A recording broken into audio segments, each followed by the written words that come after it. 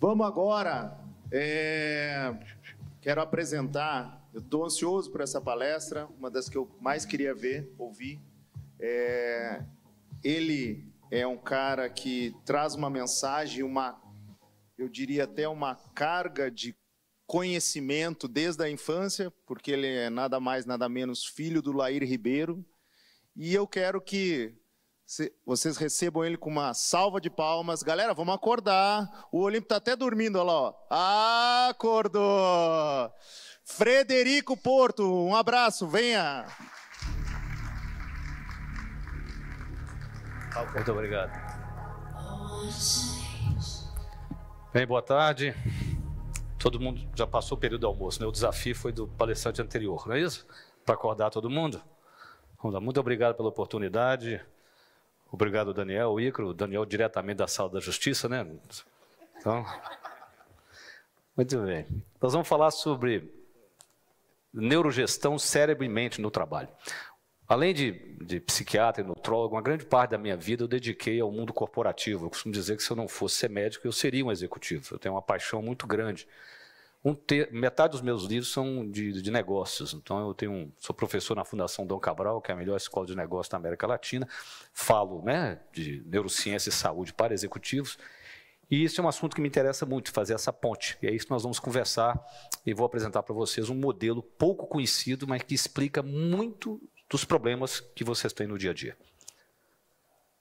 Vou começar com Peter Drucker, né, que foi muito citado, e tem que ser mesmo, é o pai da administração moderna, que ele falou o seguinte: os erros mais graves não estão acontecendo devido a respostas erradas. O verdadeiro perigo está em não fazer as perguntas certas.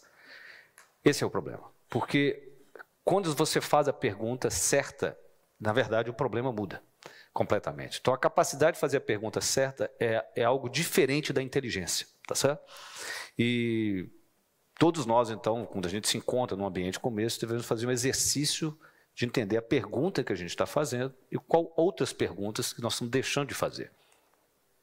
Esse é o mundo que vivemos, né? É um acrônimo chamado VUCA, um mundo volátil, incerto, né? Uncertain em inglês, complexo e ambíguo. Volátil porque muda toda hora. Incerto porque sempre foi incerto, mas nós tínhamos uma sensação de maior controle, porque era menos volátil. Complexo, exatamente, tem uma guerra lá do outro lado do mundo, atrapalha o trabalho em um país como o Brasil. E ambíguo, por que ambíguo? Porque você pode resolver um problema de um jeito diferente do outro. Ele tem várias soluções para o mesmo problema. Isso é confuso para nós. Eu vou trabalhar com vocês com um conceito que eu chamo de liderança triádica, que é uma liderança que tem um indivíduo, o liderado, tem o líder, o liderado, e o contexto onde eles estão inseridos. Então, toda vez que alguém falar de liderança para você, você tem que enxergar essa tríade. Porque é evidente, se você vai lutar uma guerra, você tem que ter um tipo de líder, né, diferente do que alguém que vai gerenciar uma empresa. Tá certo? É outro contexto. O contexto, que eu vou falar um pouco só esse slide, tem a ver com os problemas. Nós temos 4 tipos de problemas na vida. Nós temos problemas simples, que são problemas onde você tem a melhor prática. Tem um jeito de operar apêndice, né? A cirurgia plástica é mais complexa do que isso, mas você tem, né, geralmente, na medicina tem cirurgias que tem o melhor jeito de fazer, porque esse é um problema simples. A maioria de nós não depara mais com problemas dessa natureza, tá certo? Tem um jeito só de fazer. Nós lidamos pelo menos com problemas complicados. São problemas que você tem mais de uma solução. Exemplo, até o começo do século XVIII, 1700 e alguma coisa, o ser humano, o homem não era capaz de medir a longitude. A longitude, para entender, era o meridiano paralelo ao meridiano de Greenwich. Em 1715, uma armada inglesa afundou e morreram todos os marinheiros. Então foi levantado um prêmio na Inglaterra, que quem descobrisse uma forma de medir a longitude ganharia o correspondente hoje a 45 milhões de dólares. Como navegava só pela latitude, o pirata sabia exatamente onde o navio ia passar. Esse é o problema. E foi feito então um concurso, a Academia Real de Ciência, comandada pelo então já idoso físico Sir Isaac Newton. Ele falou o seguinte: tem 2 maneiras de medir a longitude, ou através de um instrumento astronômico ou através de um relógio. Como ninguém consegue fazer um relógio tão preciso, vai ser um instrumento astronômico. Só que ele não conhecia um gênio que chamava-se John Harrison, que era um fabricante, um gênio da mecânica, que era um fabricante de relógios de igreja. Para você ter uma ideia, existem relógios na Inglaterra com mais de 300 anos que funcionam até hoje, feito pelo John Harrison, só com madeira. Então, o John Harrison faz o relógio. O relógio é testado, ele funciona. Mas como todo mundo na Academia Real de Ciência eram astrônomos, físicos, e levando em consideração o que Isaac Newton falou, eles não recebem o prêmio. Demora 40 anos para o rei inglês ceder o prêmio para a família. Mas quando isso acontece, já tinha um instrumento astronômico, ou seja, era um problema que tinha duas maneiras de resolver, na verdade. E como os astrônomos não entendiam de relógios, achavam que o relógio não ia resolver. Nós temos problemas que são complexos. Esses não têm uma solução exata. Você entende depois que eles passam. Então, esse é o problema que a gente faz testes. Não é isso que você faz no seu marketing? Você faz teste AB. Né?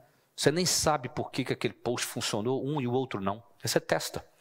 Aí, isso é um exemplo. Aí você cria um protótipo. Aí testou, você põe mais dinheiro naquele post. É porque é um ambiente tão complexo. Né? É claro que o camarada vai dar uma explicação. Né? Sempre tem, né? O cara explica, né? Que a guerra da Ucrânia, né? Não tem motivo nenhum, ninguém sabe por quê. Então, a gente testa. E, por último, o caos, que aí são problemas como a queda da Torre Gêmeas, se você morar na Ucrânia, né, o Putin jogar uma bomba, e assim por diante. Então, nós vamos resolver, nossos problemas não são simples, isso que é importante entender. Continuando com a liderança triádica, primeiro entender que o ser humano, ele é um ser de uma complexidade que envolve 4 níveis, pelo menos. Uma dimensão física, uma dimensão emocional, uma dimensão mental e uma dimensão espiritual. Né? Isso norteou, né, todas as falas aqui. Né? Uma pessoa que tem necessidade, um ser que tem necessidades físicas, emocionais, mentais e espirituais. Né? Quando você busca um propósito para o seu negócio, isso tudo está aí dentro. É muito importante que você enxergue, e você pode perceber que isso é arquetípico, está dentro da gente. Quando eu falo isso, você percebe que tem uma complexidade, né? Tem uma hierarquia, que a natureza é hierárquica. O dedo está na mão, mas a mão não está no dedo, entendeu? Isso é uma hierarquia, é sempre uma hierarquia.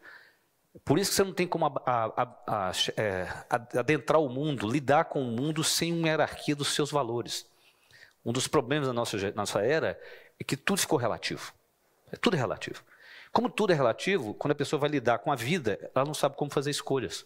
Porque ela não tem noção do que é importante. Ou seja, hierarquias existem em todos os locais. Eu não vou adentrar, vamos falar da mente, né, no dia de hoje. Então, tem a dimensão das emoções, claro, que é um problema sério. Gerenciar as emoções, porque cuidado físico, gerenciar as emoções, porque a emoção determina o que passa na sua cabeça. Mas eu vou falar da cognição, do pensamento. A melhor analogia que eu conheço para o ser humano é essa daqui. O homem é um guia sentado no elefante, tá certo? E esse guia, ele é a parte racional da nossa mente, é o córtex pré-frontal. O elefante é a parte primitiva, que Freud chamava do id, por exemplo. Então isso está em todas as religiões, na filosofia grega, está em todo lugar. É uma luta eterna, né? Platão tinha uma analogia do cocheiro e da carruagem, os cavalos, etc. Então nós todos temos um elefantezinho dentro da gente, né?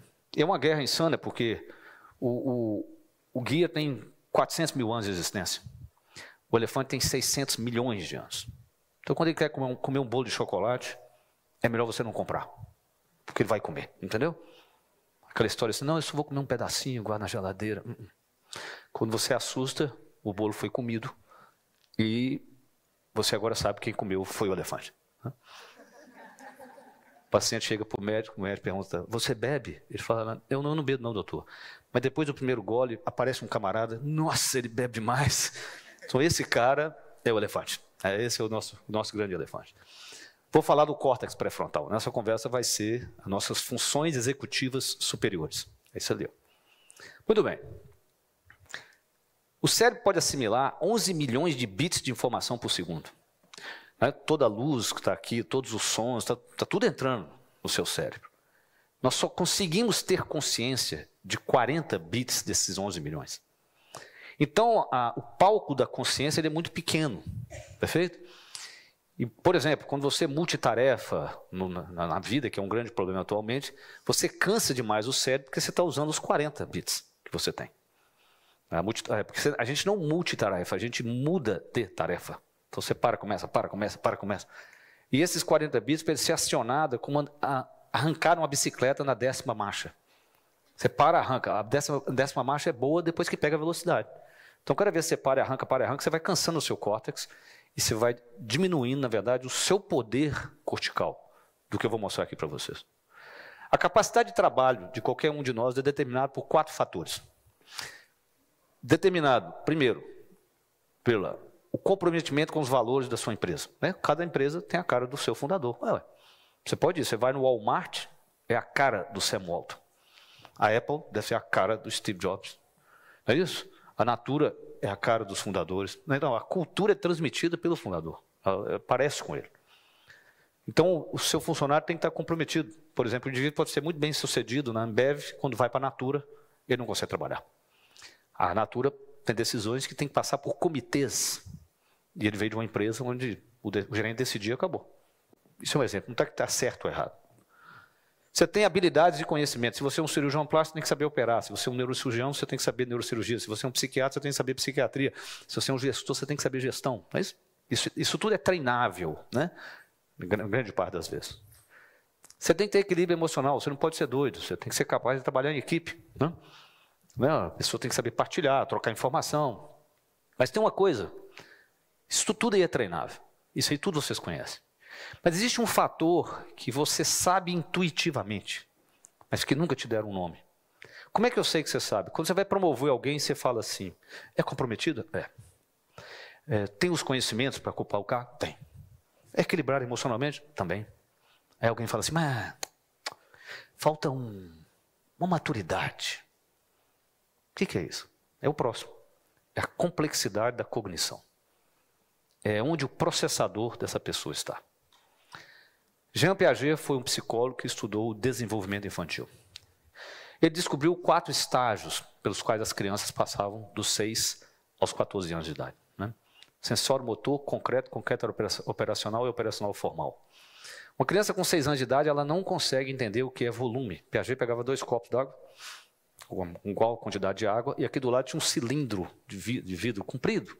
Ele mostrava para a criança e falava, tem a mesma quantidade de água? Ela falava, tem a mesma. Ele pegava um copo, virava no cilindro, aproximava, falei, e agora? Todas as crianças faziam, esse aqui tem mais. Aí ele trazia o copo de volta, devolvia a água, e agora? Agora está igual. Você pode fazer quantas vezes você quiser. Ela não consegue abstrair o suficiente para entender que o volume não muda conforme o recipiente. Entendeu? Quando ela tem 8 anos de idade, se você mostrar, ela fala assim, é tudo igual. Se você mostrar o filme dela com 6, ela não se reconhece. Ela fala, não, eu fazia isso? Então, o que o pensador que eu vou mostrar para vocês descobriu, que diferente do que Piaget achava, esses saltos de complexidade que acontecem sozinho, eles continuam depois dos 20 anos de idade. Perfeito? Então, como adultos, a gente continua caminhando. E cada vez que saltar na sua vida, você vai ter uma crise. Você vai olhar para trás, que agora você é adulto, e falar assim, nossa, como é que eu fazia aquilo daquela forma? É porque você não enxergava o volume. Entendeu? Então vamos lá. Ele descobriu que existem 12 níveis de complexidade. E você tem 2 coisas, a complexidade da pessoa e a complexidade da tarefa que ela tem diante dela. Vou falar das 2 coisas. E você vai entender muitas vezes o que acontece no seu negócio, que muitas vezes você treina, aprende? Não. E não é um problema de aprender, porque a pessoa não tem a complexidade para aquela tarefa. Não é um problema de competência, entende? É de complexidade cognitiva. Muito bem. De 1 a 12. 13% da humanidade tem limitações. A pessoa tem um QI mais baixo, ela precisa que alguém faça para ela, beleza? A sociedade tem que ter um tipo de sustento, uma renda mínima, beleza? Tá bom? Ou são tarefas muito simples. 40% da humanidade está no nível 1. O nível 1 é uma tarefa, é a tarefa que você pode colocar num checklist. Né? Então, a pessoa que limpa o quarto do hotel, ela chega em um checklist. A tarefa, se ela for possível de ser colocada no checklist, ela é 1. E você acha assim, não precisa fazer checklist. Não, precisa. Você não quer que a pessoa pense fora daquele checklist. Essa pessoa não quer empowerment. Você entendeu? E eu te aconselho a não dar empowerment. Me faz lembrar a dona Eva, que trabalhava comigo, já aposentada. O pessoal fala assim, a dona Eva fica famosa no Brasil inteiro. A dona Eva, um dia eu falei para ela, dona Eva, ó, a senhora vai lá na banca de revista, do outro lado do consultório da rua, e compra para mim a revista Você S.A., porque eu saí nela. E a dona Eva ia embora mais cedo. Quando chegou no fim da tarde, eu liguei na recepção, perguntei para a Carla, minha secretária, Carla, cadê a revista que a dona Eva foi comprar para mim? Ela falou, doutor Frederico, ela foi na banca, não tinha o senhor na capa, ela não comprou. Você entendeu? Você acha que eu ia ser capaz de imaginar uma coisa dessa? Você vê que a dona Eva é criativa, né? Porque ela pensou uma coisa que eu nunca ia imaginar. Você entendeu porque tem que ter um checklist? Tem que ter um checklist. Aí fora, né? O Marcelo, né, contando pra gente que se alguém do trabalho dele pediu para lavar o carro no dia seguinte dele. E choveu naquela manhã. O que você acha que o cara fez? Ele lavou o carro. Falou, não, lá no dia seguinte, depois que a chuva passar. Não está entendendo? Checklist. Se estiver chovendo, não lave. Entende? Então, cuidado com o empowerment. Você só pode empoderar a tarefa que a pessoa tem para fazer. Você fala o que determina, então, a diferença? É o time span. É a tarefa mais longa em tempo que a pessoa consegue fazer e que você confia de delegar para ela. A dona Eva vivia brigando com a Carla porque a dona Eva cuidava da limpeza. E ela falava assim para a Carla, Carla, acabou o detergente. É assim? Você fala, dona Eva, por que a senhora não avisou semana passada? Porque a dona Eva era incapaz de prever. Você compreendeu? Uma semana. Eu falei, Carla, para de brigar com a dona Eva, você confere, né, que você está acabando ou não a cada 30 dias. Porque o time span da dona Eva provavelmente era de 3 dias. Ela era incapaz de imaginar uma tarefa mais que 3 dias. Tá certo? Então, o nível 1 imagina uma tarefa de 1 a 3 meses. Você confia. Porque se passa de 3 meses, você começa a desconfiar. Você tem que ter uma checagem. Você está entendendo? Você tem que checar. O nível 2 é 40% da humanidade. Também. Aqui nós somos um lugar muito privilegiado. Tá? 40% da humanidade é capaz de dar um diagnóstico. Você fala assim, vai lá e descobre por que as pacientes que estão fazendo a prótese de mama estão saindo insatisfeitas, alguma coisa assim. A pessoa vai lá e ela te dá o diagnóstico. Fala, doutor, porque é o seguinte, nós não estamos conseguindo fazer porque está faltando o fio tal que você usava. Beleza, deu o diagnóstico. Aí você vira e fala assim, tá, então você faz o seguinte agora, ó, você volta lá e insere no processo de compra um tempo maior, um pulmão, para dar tempo do fio chegar já que ele está atrasando. Consegue fazer isso? Porque isso requer ser um 3. Um 3 é capaz de processualizar. Um 2 não, ele dá diagnóstico. E isso é a coisa mais comum do seu negócio, porque todo mundo aqui está doido atrás de alguém que consiga 3ificar a sua clínica. Por que não é fácil? Isso é que o Falcone vende. O Falcone tem 1000 consultores que são pagos para ir 3ificar uma empresa. Entende? Você fala, não, eu vou contratar alguém para... Não, você não vai contratar porque esse camarada está trabalhando na Vale do Rio Doce, na Natura, você está entendendo? Você pode contratar o consultor do Falcone. Aí ele constrói o processo. Depois que construiu o processo, o gerente que só consegue diagnosticar, ele dá diagnóstico se está dentro ou fora do processo. Pronto, resolvido. Perfeito? Ou você desce e entra e vai lá e desenha seu processo. Entendeu como é que é? Mas você não pode brigar com a pessoa que ela desenha, porque ela não vai conseguir desenhar. Então você tem que descer e fazer. Porque é o outro problema. Se 40% é 2, 4% da humanidade é um 3. 4%. Por isso que o Falcone ganha tanto dinheiro. Porque falta em todos os lugares, na verdade. É frequente de faltar. Então, um 3 é capaz de criar um processo. O que um 4 faz? Um 4, ele coloca processos em paralelo. É o Lean da Toyota. Então, em termos de nome de gestão, de metodologias, um 3 é qualidade total. O 4 é um Lean da Toyota. Né? A Toyota, você compra o seu Corolla, o que você acaba de comprar, lá na fábrica já entra na linha de produção, mais um, é pedir o pneu, entendeu? Está tudo em fluxo. 4 são mais raros ainda, eles são 0,5% da humanidade, que é 5.000 pessoas a cada 1 milhão. Então é muito raro. A maioria de nós aqui não precisa de um 4. A gente pode até, nós somos provavelmente um 4, entendeu? Você não precisa de um 4 abaixo de você, tá? Você não precisa disso. Então, porque é uma tarefa muito mais complexa, muito mais complexa. Aconselho, você deve estar se perguntando como é que a gente descobre isso, né? Você descobre pela análise do discurso da pessoa e você descobre perguntando para o gerente dela. O gerente tem Ele tem um feeling. Você pergunta, ela é capaz de diagnosticar? É. Ela é capaz de criar um processo? Não. Entendeu? Você descobre assim. O discurso se analisa. Aconselho, né? Quem quiser ver, dependendo da sua preferência política, o Tarcísio sendo perguntado sobre o que ele vai fazer com a Cracolândia. É uma obra de arte. Ele fala assim, são 5 ações. Primeiro, cuidar da saúde. Depois, cuidar da moradia, porque são sem teto. Depois, assim, entendeu? Ele emparelha. Na hora que ele termina, eu te desafio, eu falo assim, o que mais está faltando? Nada. Entendeu? O pensamento dele é tão coeso e sistêmico que não falta nada. Ele colocou tudo em paralelo. E no caso dele, ele consegue fazer isso também, né? Executar dessa forma. Então, o que nós temos que entender é o seguinte, que como se o seu funcionário não tiver a complexidade, você só tem 2 saídas. Ou você contrata alguém mais complexo, ou você reduz a complexidade do trabalho dele. E das 20, 30 coisas que ele faz, 2 somente ele não dá conta, muitas vezes. Nós fizemos uma consultoria para um laboratório, que tinha um programa de empowerment, vindo da sede no exterior, que foi delegado ao representante que nos visita 11 tarefas que ele não fazia até então. E aí isso causou a queda da produtividade de 30% da força de venda. Por quê? Porque das 11 tarefas, tinham 2 que eram acima da complexidade do representante.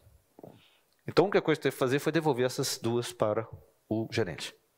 E aí, tudo foi resolvido. Eles continuaram com 9 tarefas a mais.